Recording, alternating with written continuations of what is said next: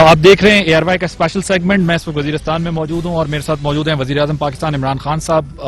خان صاحب کا جو ہے وہ مجھے 8 سال پہلے یاد ہے, یہاں پر ایک پیس ریلی نکالی تھی وزیرستان کی لیے انہوں نے, اور آج اس وقت بھی اتفاق ہوا تھا.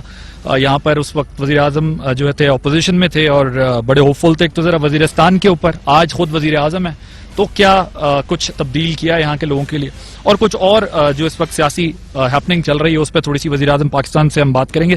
Sir thank you very much for giving your precious time.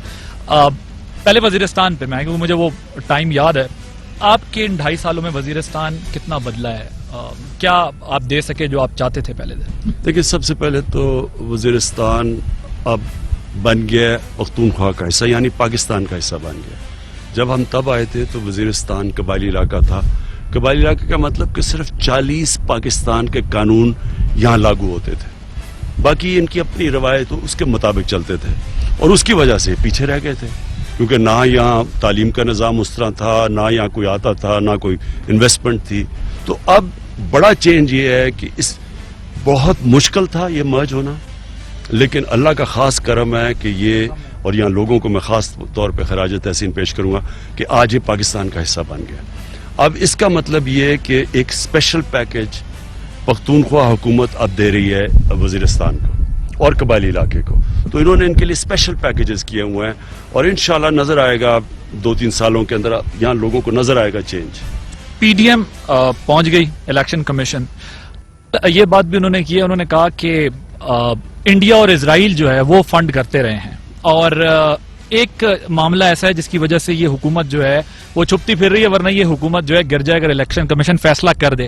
بڑا سنگین الزام انہوں نے لگایا, اور اگر یہ کسی سٹیج پر وہ اس الزام کو لے کے جاتے ہیں اور وہ اس میں کسی حد تک کامیاب ہو جاتے ہیں تو اس کے کیا کانسیکوینسز ہوں گے آپ کی حکومت کے؟ میں کہتا ہوں کہ یہ سپریم کورٹ میں لے کے جائیں, یہ الیکشن کمیشن میں لے کے جائیں, جدھر بھی لے کے جائیں, یہ اوپن ہیئرنگ ہونی چاہیے. آپ اس کے اوپر یعنی کیمرہ میں پبلک کے سامنے جانا چاہیے کہ یہ وہاں ہوا کیا ہے, یہ فنڈنگ کا کیا کیس ہے. میں آج آپ کے سامنے کہتا ہوں کہ جو ہماری فنڈنگ ہے وہ ساری لیگل ہے. یہ بتا ہی نہیں سکتے ان کے پاس فنڈنگ کدھر ہے, ان کے پاس ریکارڈز ہی نہیں ہیں. ہمارے نام لوگوں کے 40,000 ڈونرز کے نام ہیں.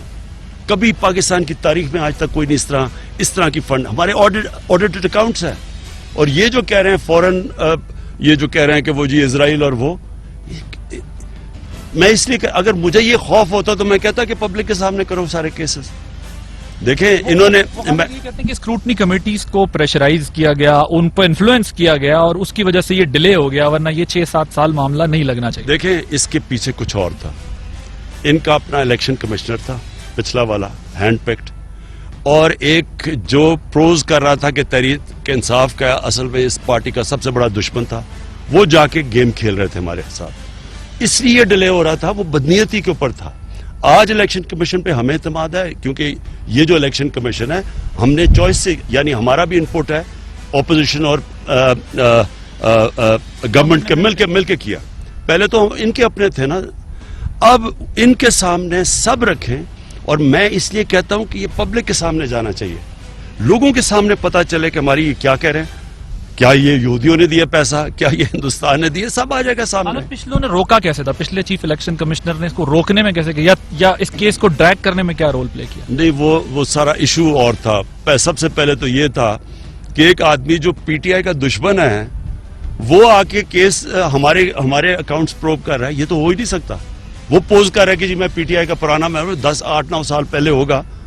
وہ بدنیتی کے اوپر تھا, وہ مسئلہ سارا یہ تھا, اس میں ٹرسٹ ڈیفیسٹ تھا. تو آج ہم کہتے ہیں آ جائیں, سب کچھ سامنے, دودھ کا دودھ پانی کا پانی ہو. براڈ شیٹ بڑا کیس بن کے سامنے آیا ہے. براڈ شیٹ کے لیے آپ نے کمیٹی تو بنا دی, آپ ایگزیکٹ چاہتے کیا ہیں, وہ کمیٹی کیا کرے, اس کے ٹی او آرز تو دیکھے ہیں, لیکن آپ کیا چاہتے ہیں ایگزیکٹ, اس سے نکلے کیا؟ دیکھیں جی, سب سے پہلے تو براڈ شیٹ سمجھیں, یہ نہ ہمارا کوئی اس میں لینا ہے نہ یہ دینا ہے. یہ جنرل مشرف نے بنائی, یہ ہائر کیا تھا. اس کے بعد اس آدمی نے نواز شریف کے ایسٹس جو وہ کہتا ہے کہ تقریباً کتنا 800 ارب کے 800 ملین ڈالر کے قریب ایسٹس اس نے ڈسکور کیے, اور اس نے کہا کہ مجھے انہوں نے کہا تھا کہ مجھے 20% کمیشن ملے گی.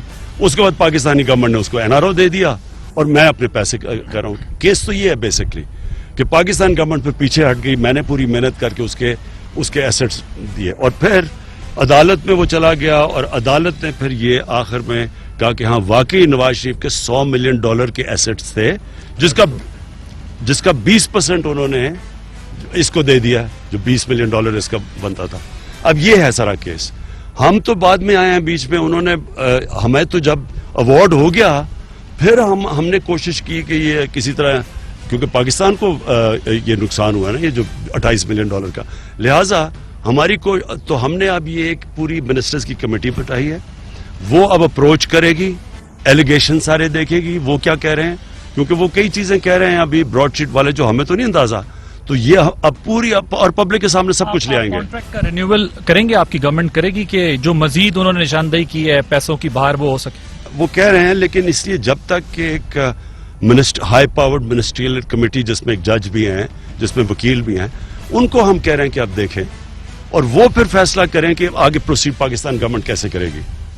ابھی تک تو سر آپ میڈیا کے اوپر ہے نا, ابھی اصل چیزیں تو پیپر ورک جب تک سارا یہ جو میں نے انٹرویو کیا گزشتہ روز کاوے مساوی کا, تو انہوں نے مجھے یہ کہا, انہوں نے کہا کہ اس گورنمنٹ پر یا آپ کے بارے میں انہوں نے کہا کہ ہمیں یہ یقین ہے کہ اگر ہمارا معاہدہ ہو تو ہم بہت سارے ایسیٹس جو ہیں وہ ان کی نشاندہی کر سکتے ہیں جو کہ پاکستانیوں کے باہر ہیں, جو ظاہر 200 نام ہیں, کئی لوگ ہیں اس میں. لیکن وہ یہ کہتے ہیں کہ یہ گورنمنٹ ہمارے ساتھ اس طرح تعاون نہیں کر رہی, اگر یہ گورنمنٹ ہمارے ساتھ تعاون کرے تو ہم ان کو آئیڈینٹیفائی کرتے ہیں. پھر وہ جو $1 ارب گیا ہے سنگاپور سعودیہ سے, اس کے بارے میں کچھ آپ بتائیں گے, کیونکہ وہ تو وہ کہتے ہیں کہ جی وہ ان کا کلیم ہے کہ یہ نواز شریف جو ہیں ان کے ہیں, تو اس پر آپ لوگ نہیں چاہتے کہ یہ کسی نتیجے پہ پہنچا جائے تاکہ وہ ریکوری ہو سکے؟ وہ کہتے ہیں کہ جب میں کسی سے ملا تو مجھے وہاں ڈیلیگیشن میں کسی نے کٹ بھی مانگا, اور آپ نے ذکر بھی کیا ظفر علی آپ سے بھی ملے. ظفر علی کو وہ براڈ شیٹ کا مانتے ہی نہیں ہے کہ وہ براڈ شیٹ سے ان کا تعلق ہے, وہ کس کیپیسٹی میں آپ سے ملے تھے؟ مجھے بھی نہیں ملا, مجھے ظفر علی نے یہ نہیں دیکھا وہ براڈ شیٹ کا ہے. وہ تو کوئی اسی طرح کے کوئی آئے کہ ہم آپ کے باہر ایسٹس, یہ جو چوری کیے ہوئے پاکستانیوں کے ایسٹس پڑے ہوئے ہیں وہ ہم آپ کے ڈسکور اور ہمیں کٹ دیا جائے. تو جو ہم نے پھر تھوڑی سی انویسٹیگیٹ کیا تو وہ لگا نہیں کہ وہ اتنی ریلائبل سورس ہے. لیکن میں دیکھیں دو چیزیں, ایک چیز تو یہ یقین کر لیں کہ پاکستانیوں کے اربوں ڈالر باہر پڑا ہوا ہے, چوری کا پیسہ. صرف یہی کر لیں کہ جو اسٹیٹ ڈپارٹمنٹ نے ایک سروے کی تھی کئی سال پہلے کہ تقریباً $10 ارب سے اوپر ہر سال پاکستان میں منی لانڈرنگ ہو کے ملک سے باہر جاتا ہے. تو 20 سال اگر لگا لیں تو کم از کم $200 ارب تو باہر پڑا ہوگا. اب اس کو کیسے ریٹریو کرنا ہے؟ کیا یہی فرم ہے؟ کیا ان کے پاس کوئی ایسے ڈیٹا ہے جس کے اوپر ہم جا سکتے ہیں؟ اس لیے یہ ہم نے منسٹریل کمیٹی بنائی ہے. ٹھیک ہے, تو یہ جو بات ہو رہی ہے کہ جو پیسہ ایمبیسی کے اندر, ہائی کمیشن کے اندر رکھا گیا, آپ کو ریگریٹ ہے کہ یہ واقعی کیوں, یہ تو چاہتے تو اتنا ہسٹری یہ بتاتی ہے کہ اتنا پیسہ رکھا نہیں جاتا. یہ جو پیمنٹ ہوئی ہے اس کے اوپر آپ کی کوئی ہے ریزرویشنز کی, کیوں پاکستان کی طرف سے ایک دم اتنی پیمنٹ کر دی گئی وہاں؟ اگر پیمنٹ نہیں کرتے تو اس کا دن کا ہمیں سود £5,000 پڑ رہا ہے. یعنی ایوارڈ تو ہو چکا ہے عدالت نے, ہمارے سے آنے سے پہلے ایوارڈ ہو چکا ہے. اگر آپ پیمنٹ نہیں کرتے ان کو تو ہر روز انٹرسٹ سود ہماری گورنمنٹ پہ £5,000 کا لگ رہا ہے.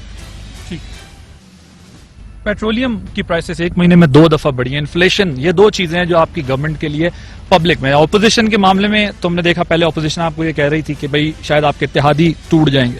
دوسرا انہوں نے آپشن دیکھا کہ جی ہم استعفے دیں گے, وہ بھی نہیں ہوا. لیکن اب ان کے پاس صرف الیکشن کمیشن والا راستہ. لیکن یہ مجھے بتائیں کہ جو پیٹرولیم پرائسز آپ کو پتا ہے اس سے ہر چیز کنیکٹڈ ہے, اب مہنگائی اسی سے ریلیٹڈ ہے, جیسے پیٹرول بڑھے گا تو مہنگائی ہوگی. تو اس کا آپ کو اندازہ ہے کہ یہ ماسس میں ایک جو